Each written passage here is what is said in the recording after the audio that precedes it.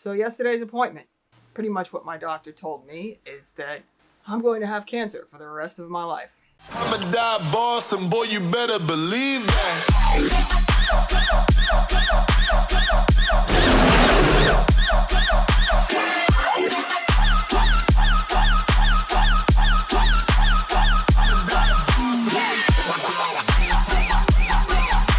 Turn the camera on. Good morning! The other day at the surgeon's, my doctors pretty much told me that surgery is going to be potentially dangerous. I have a secondary condition called syringomyelia. There's a cyst in my spinal cord at the base of my brain, and repeated trauma to that causes a lot of spinal cord deterioration. And since I'm already kind of getting the numbness and the tingling, and I wouldn't say partial paralysis, but you know, it's getting hard to hold my head up. The muscles are like, there's just a lot of weird stuff. So if we go in there and we start digging around, we're going to cause more trauma to my spinal cord. In syringomyelia, syrinx means cyst or cavity, and myelia means a condition of the spinal cord. So syringomyelia is a cystic enlargement of the spinal cord. It damages the lower motor neurons connected to the corticospinal tract, which leads to muscle atrophy, muscle weakness, and paralysis.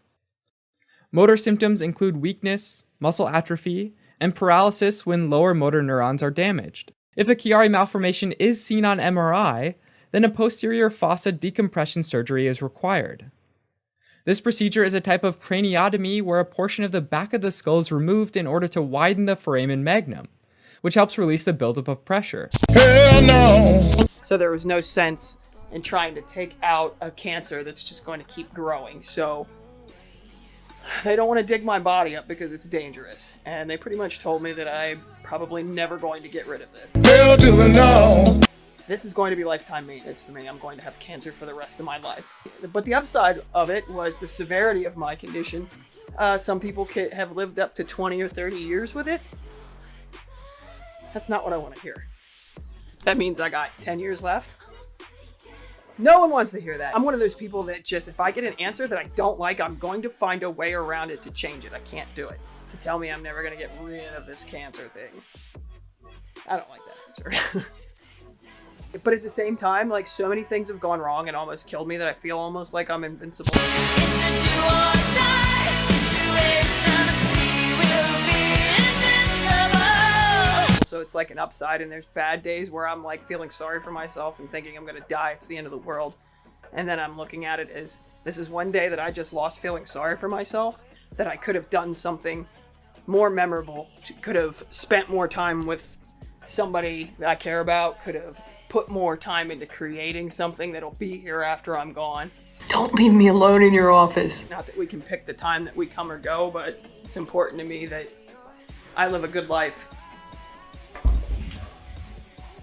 I'm drinking lots of coffee. Going over to one of my doctor's houses. One of my doctors is actually a really good friend of mine. Shit, man, I can't keep anything organized.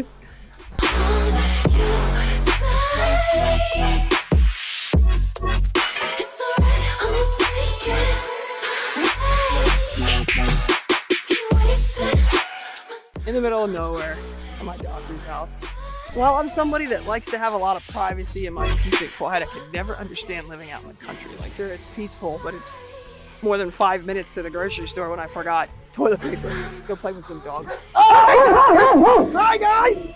Hi! You gonna let me in? That's my girlfriend. Hi. Come on. Come on.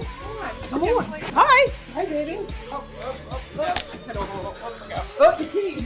Making females pee themselves since... It's not that big of a deal. It is a big deal. I don't get Christmas gifts. Well, we made it, so if that makes it cool. Yeah. What is this? So it's a tray you can use for like anything really, but you know what I'm Is this epoxy? What is this? Yeah, we did epoxy on it. So Jason cut out that part and just had that part. That be looks epoxy. like that It's looks like like my outer veins. space. But, you know, did you ever use that thing that they use to project the veins for like? Oh yeah, the dot. Yeah. That looks like my veins. Thank you. Yeah. Yeah. This is awesome. I Yeah. was debating doing this to like Tamron tub. Nature's Promise organic sriracha hot chili sauce.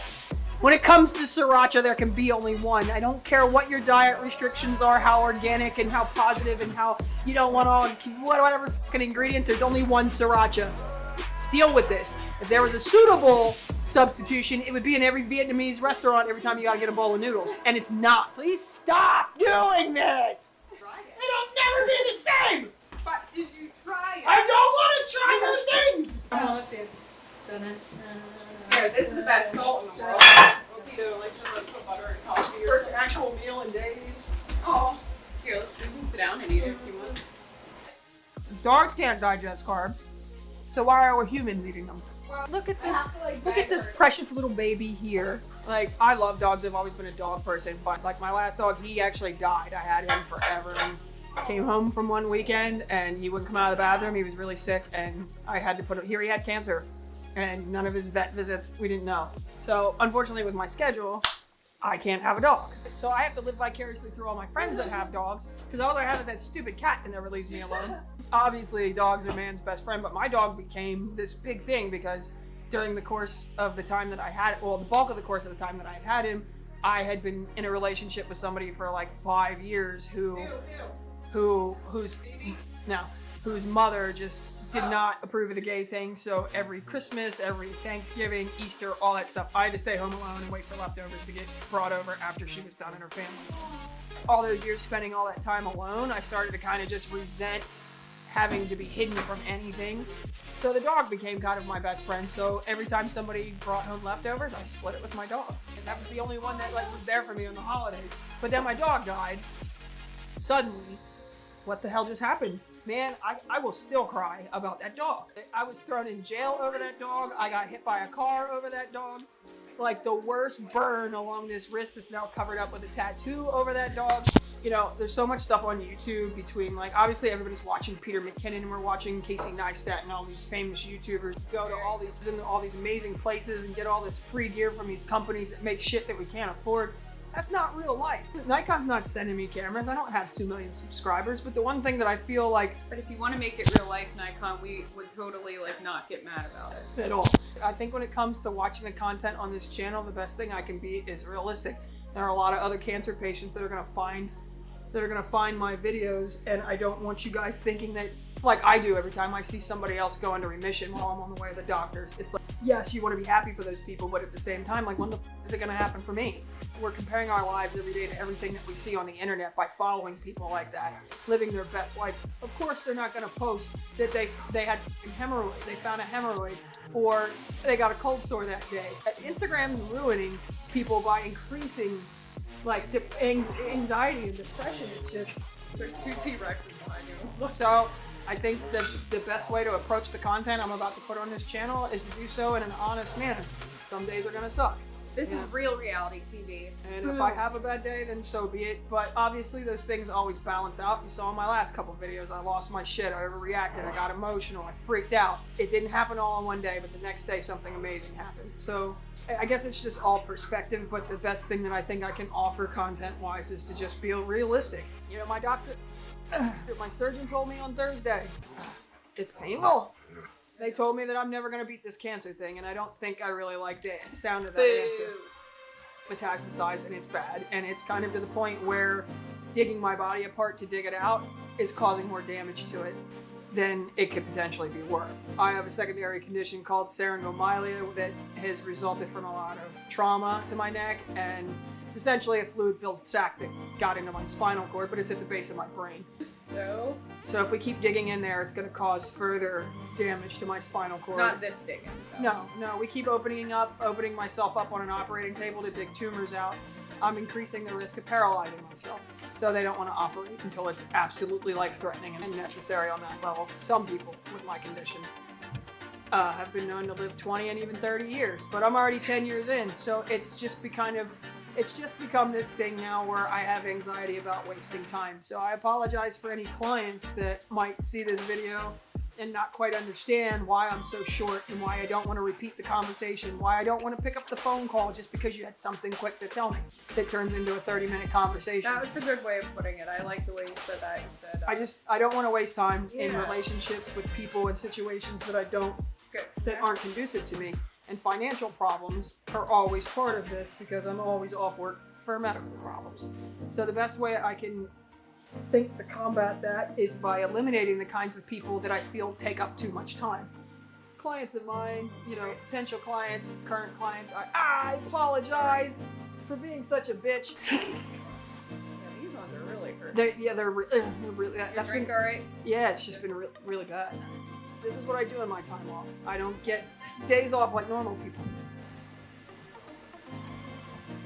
As far as doctor's visits go, I'd say this is pretty sweet. I prefer being treated here because it's comfortable and it's not sterile and I don't smell medicine and I don't see people looking at me like, why am I so young and I'm here? Dude. So I think it's really important to like focus on the kinds of content that even deliver brutal honesty at times, because it's not helping anyone by thinking that everything's puppies and rainbows all the time and that no one has bad days and everyone has this perfect life. It just makes those of us that are going through shit like this feel worse about their situations, because it becomes this trap in your head that you can't escape. What do you do when you're bored and you try to take your mind off something? You get on your phone and you scroll the internet and then you see everybody's bullshit and their fake life because they want everybody to think they're perfect. Yeah. I'm not perfect. I say fuck a lot. I'm going to brand the word fuck. This will be the introduction to the Real as Fuck series. This is Real as Fuck. And the one Real thing, as FVCK. the thing that I never realized about people is everyone compliments me for being the realest motherfucker they know. And I always laughed it off, but then it's just like, why It's really rare though. That's the thing. It really is. why is it rare to be a real person? I don't want grand things for my life. I don't want a Ferrari in my garage. I want another Cadillac. I'm driving my dream car because my dream car is a Cadillac. Oh, turn it. When I was a kid, I wanted to be a photographer, have a loft in the city, date a model, have a Cadillac. I know, right? You did it. The movie Xanadu is what made me want to be a painter and a photographer. Xanadu. Because I was in love with Olivia Newton-John. So it was the first indication I was a raging homosexual. It was her. Tip or? Tip, yep. Right. Good. Now could come back to normal. That's right. As far as I can go. That's good. That's not half bad. I think it's just very important to be honest. If I'm having a bad day, I'll probably show some of it. You know, and it's important too, I think, that not just people see that not every day is perfect, but also like you can still have a good day, like a really good day, and as you're like walking through shit. It is possible. It is possible. You can be like, well, this is the bullshit we got to deal with today, and it's going to be full of it, but you know what? Here goes nothing, because why not? Yeah. So when it comes down to it, I don't want to be Peter McKinnon. I want to be myself. And I don't want people to look at my life and feel that they're comparing it to things But good for Peter, though, too. Good for Peter. Yeah, good for him. But I don't want to be him. But Peter, yeah. I want to be me. That's Peter's story, yeah. I learned half of my video tips from him. So I'm not dissing the dude. Yeah. He's dope. I've learned a lot of video stuff from his channel. You're the shit, Peter. And honestly, I was looking at his life last year and thinking that's the goal I want to set myself. That's where I want to come home and Movi's sending me gimbals to try out for a movie. That's the goal that I want. I don't care who recognizes me walking into the camera shop. I want the tools that are going to make me learn how to make my profession better. And I'm 100% self-taught. I've learned everything off YouTube. And it's because of channels like McKinnon's. You know, while those are realistic goals, I don't ever want to look back on feedback that I got, even if it's a hater comment saying this is bullshit. I don't like the one thing that I think I have going for me reputation-wise with people like her that have known me for a long time is that I have no problem saying what I think. With the H word. Yeah. I have no problem being honest. And I think everybody should do that. Like, yeah, we all want to impress people and make our lives look spectacular, but think about what that does to the kid who's 18 years old and idolizes you and wants to be you, and something horrible happened to that kid and he's sitting there contemplating killing himself. So he gets on YouTube to find some inspiration and realizes his life is never going to be anything like yours. I don't want people to look at me like that. Other cancer patients have come to me in the past while their hair's falling out, their fucking husbands are cheating on them and leaving them alone in the hospital, and they ask me for advice. How do I get through those situations? I don't know. I just don't feel like, I feel like we shouldn't baby people and tell them things that they just want to hear. Sometimes we got to tell people shit that they don't want to hear because it'll resonate further when those tides change and the positive things balance out. You got to realize that all this shit, positive and negative both, are temporary. Things happen. If you're constantly thinking your life has to be perfect, you're never going to feel at home with yourself. Stop comparing yourself to other people. It's just not worth it. When I looked at channels like McKinnon and was comparing myself, I noticed during his mail time, as he's opening packages that companies are sending to him, like Moment, for example. Moment sent him some lenses. Moment sent me some lenses. Jayun sent him a gimbal. Giant sent me a gimbal. What I'm saying with those things is a lot of the stuff that I've seen him open from sponsors and people that are looking to co-brand with him or get him to use their brand, I have a lot of those same sponsorships. Some of them came to me on their own. Some of them I reached out to because I saw his video and said, yo, I would love that. Could I try it? Yeah, no problem. Here's a free package in the mail. What I realized is by comparing myself to people like him is that I didn't have to, because the same companies that were investing in him were still investing in small people that they've never heard of like me. So welcome to the Real as Fuck series.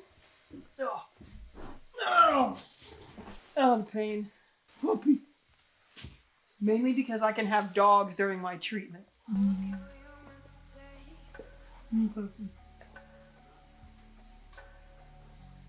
Okay. So you can see here we already did some neck decks or Graston work. It's a tool that scrapes out the scar tissue so that everywhere you see blood here. Now this isn't a bruise. It might look like it might be, but if you could see closely, you'd see it's near the surface. And those are blood vessels where scar tissue was scraped out. Yeah, she's got a lot of scar tissue. So it's a mix between feeling what it feels like. Scar tissue, because of the lack of blood supply, is kind of less alive than other tissues, so it's harder. It's not as elastic. It doesn't bounce as well as regular tissue. If you feel like a random bump as you go along a muscle, that could be like a knot or some scar tissue from an area that's strained often, because it can't really heal the way that it needs to heal because it's always getting strained. Muscles such as ones from your neck to your upper back up here, because as long as you're awake, you're holding your head up.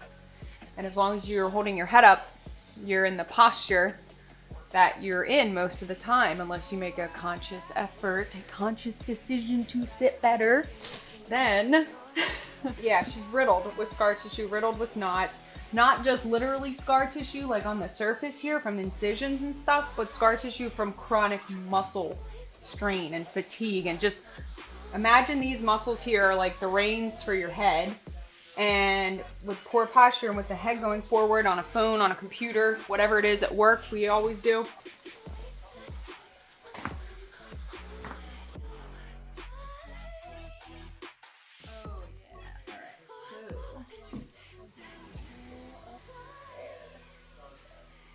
Yep. She busted up all the scar tissue in my neck. Maybe I'll be able to like turn my head a little easier for the next 2 weeks. Yeah, see what we can do this week. When you have this thing over your head thinking that you might run out of time sooner than everybody else, it just kind of really makes you focus on not wasting it. So I don't want to do that. And because most of my life is work, when it comes to work, it has to be all business all the time or not.